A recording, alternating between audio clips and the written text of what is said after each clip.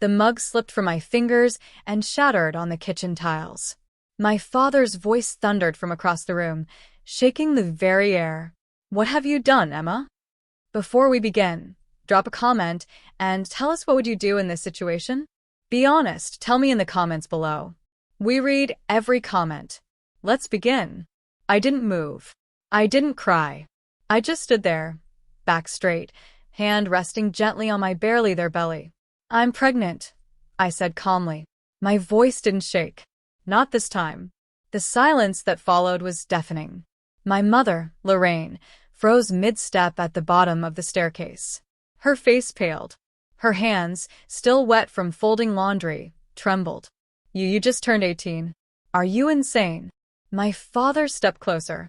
His jaw clenched so tight the veins in his neck looked like they'd burst. "Who is it? Some dropout? Some stranger you met at a gas station?" He was breathing hard, like my words had taken the oxygen from his lungs. "His name doesn't matter," I replied, keeping my voice steady. "What matters is I love my child. And I'm keeping it." He let out a bitter, guttural laugh. "You've destroyed your life, Emma. We gave you everything. A home, a future, a college fund. And you threw it all away for this?" My chest ached, but I didn't flinch. "I didn't throw anything away. You're just angry you can't control me anymore. That did it. Get out," he roared. "Pack your things. You want to play adult? Fine. Live like one." I turned to my mother. For a second, I thought she might defend me. But she didn't.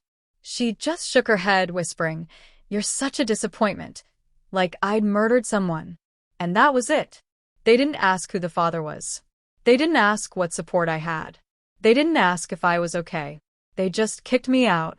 No one knew I had already signed my lease on a small studio apartment across town. No one knew I had my own job. And certainly no one knew the father of my baby wasn't some loser. He was someone they wouldn't believe even if I told them. I left with nothing but a duffel bag and a fire inside me. I didn't cry. I didn't scream. I smiled. Because I knew something they didn't. And 15 years later, when they'd stand in my driveway, staring into the eyes of their grandson for the first time, they would finally understand the price of throwing me away. And their faces would go pale when they saw who I'd become. The first night in my new apartment was cold. No heat.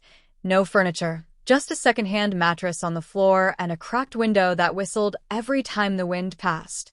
I sat on that floor with a can of soup and a silent phone. No calls from friends. Not even a text from my mom. I wasn't shocked. I had become the embarrassment. The daughter who threw her life away. But I wasn't broken. Not yet. Because I still had him, my baby. And I had a job.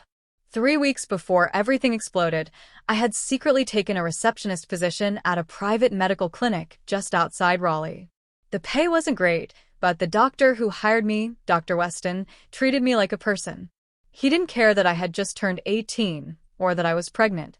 He just said, "If you're willing to work hard, you've got a place here." So, I showed up every morning at 6:30 a.m. and stayed till after close. My belly grew. My resolve did too.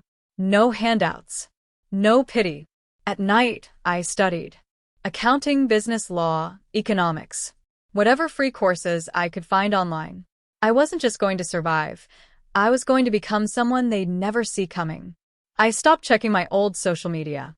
Watching my cousin Sierra post graduation photos while my mom liked every picture hurt more than I admitted. I muted everything.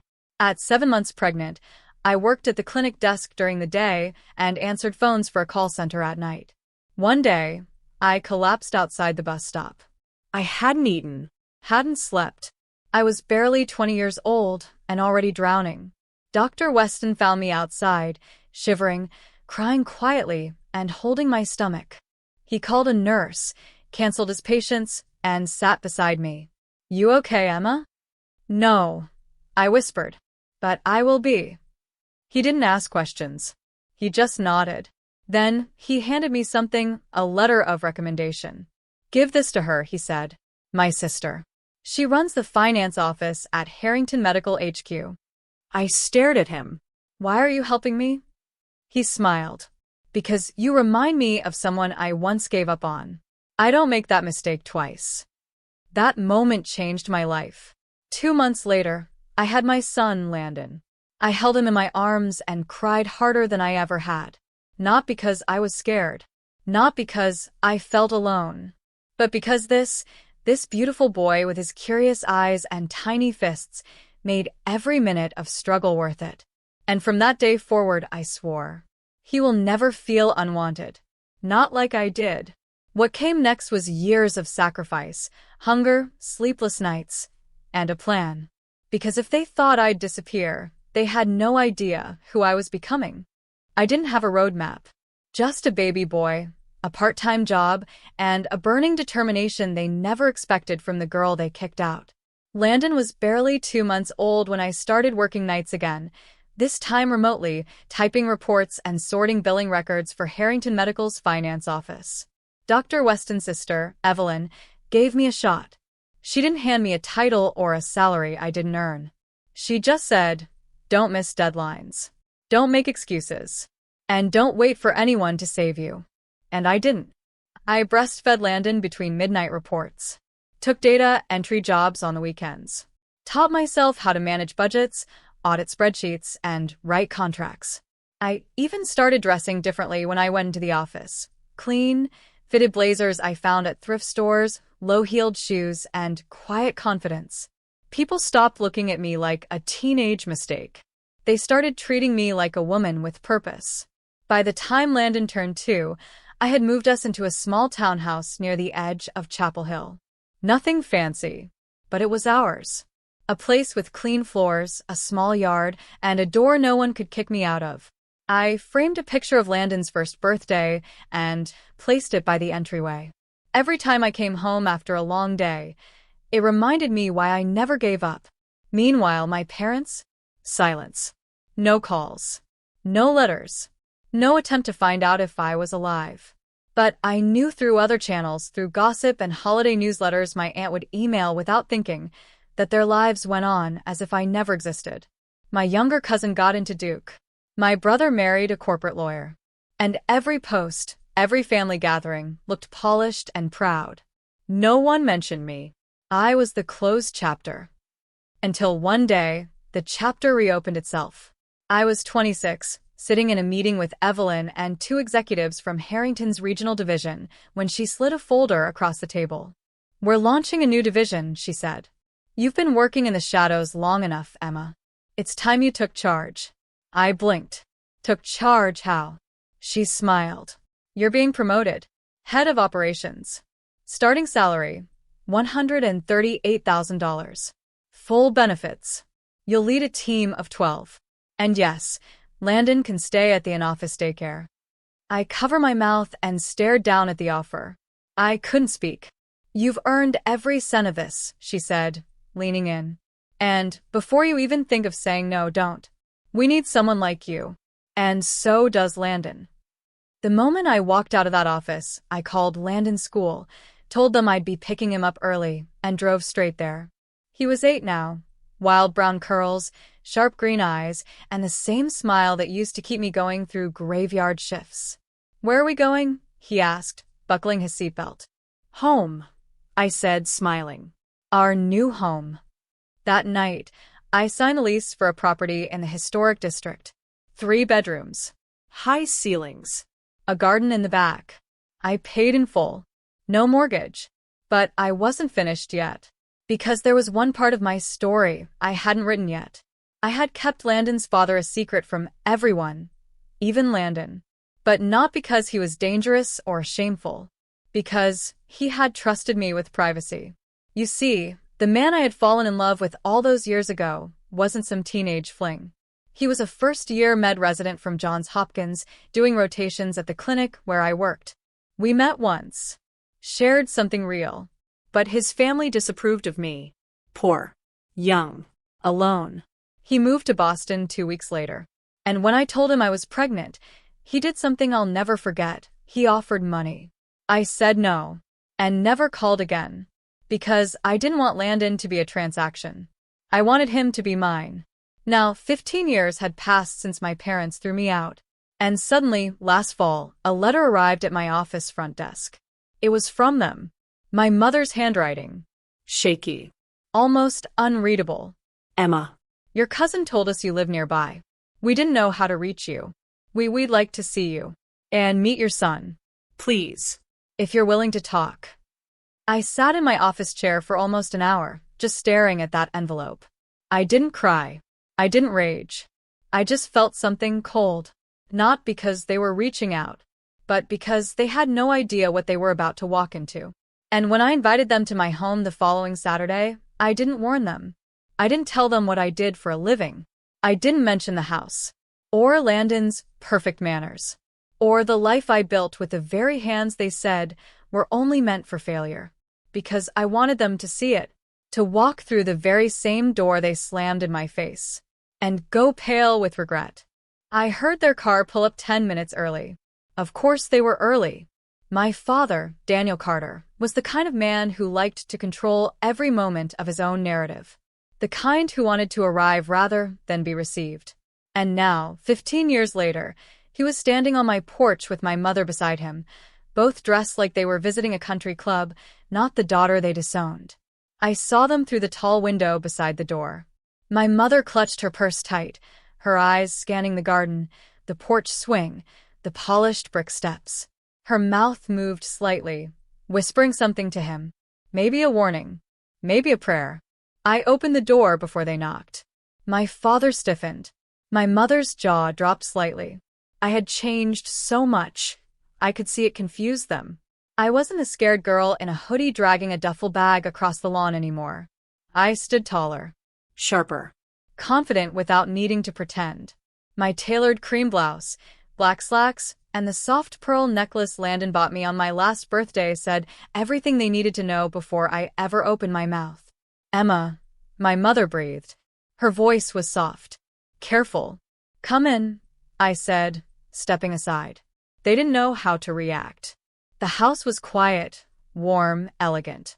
Light spilled through sheer curtains, glowing over hardwood floors and hand-framed photos lining the walls. Everything smelled faintly of fresh coffee and lavender. Nice place, my father muttered, but it wasn't a compliment. It was confusion. How? How could she afford this? How did she get here, without us? I didn't answer the question, he didn't ask. Landon's upstairs. He'll be down in a minute. They stood in the center of my living room, eyes darting around like strangers in a museum, terrified they'd bump into something too expensive to touch. I wasn't sure you'd respond, I said. My mother looked at me. She blinked twice, and then she said it. We were wrong. I stayed silent. We thought we were protecting you, she continued. We thought if we were hard, you'd change. We didn't know you'd actually leave. That was the point, I said quietly. There was no venom in my voice, no sarcasm, just truth. My father shifted uncomfortably, crossing his arms. You were just a kid. You had no plan.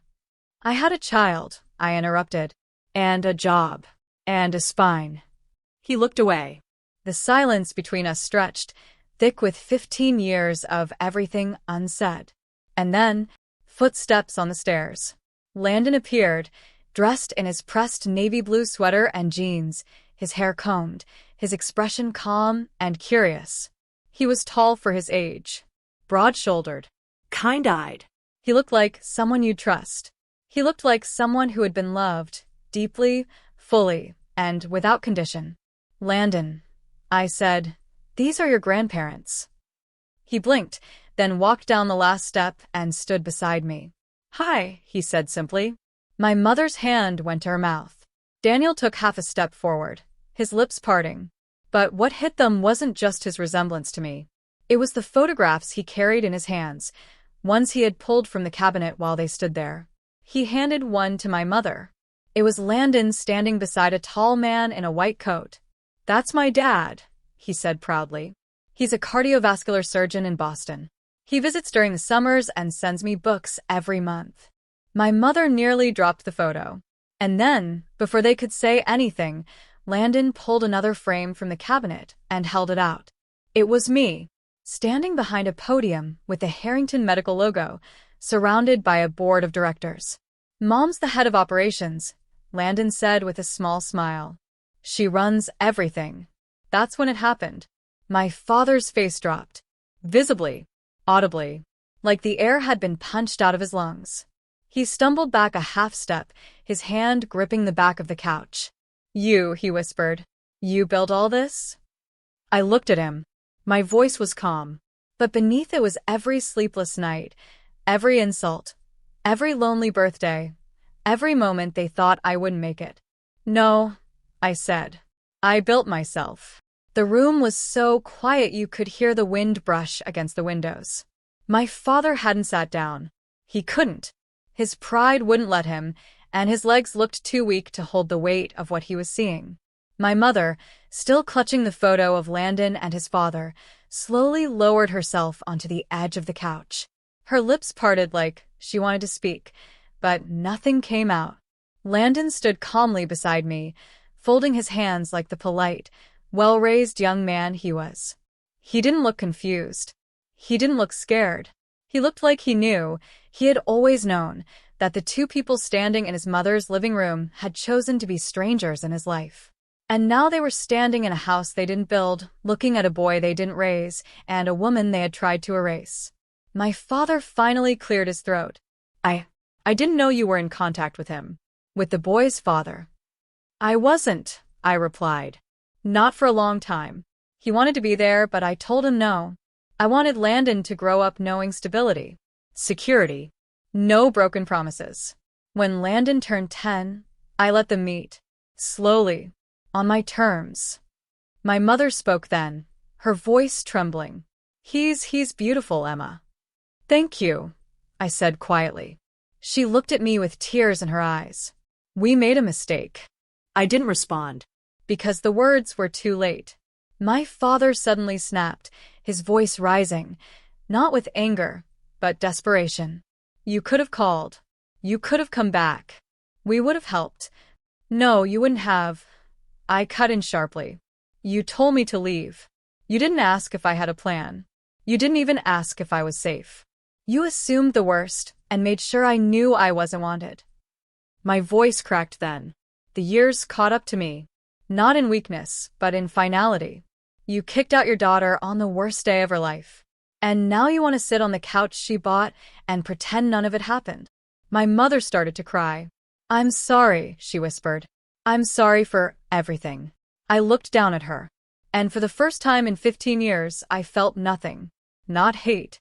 Not anger. Just closure. I nodded slowly. I forgave you a long time ago, I said. But that doesn't mean we go back. My father looked stunned. Emma? This house has no room for shame, Dad. I raised a boy who knows how to respect women. Who knows love isn't conditional. I became the woman you didn't believe I could be. And now, you're standing in my home, breathing air I earned, looking at a life I fought for. I turned to Landon. Go get your coat, sweetheart. We're going to the bookstore. He nodded and quietly walked upstairs, his footsteps light as feathers. My mother looked up, wiping her tears. Will we see you again? She asked. I paused. Then I looked her straight in the eyes. That depends, I said, on whether you want to meet your grandson or keep pretending the past never happened. And with that, I walked them to the door. They stood there for a moment, silent, stunned, still pale. I didn't hug them. I didn't say goodbye.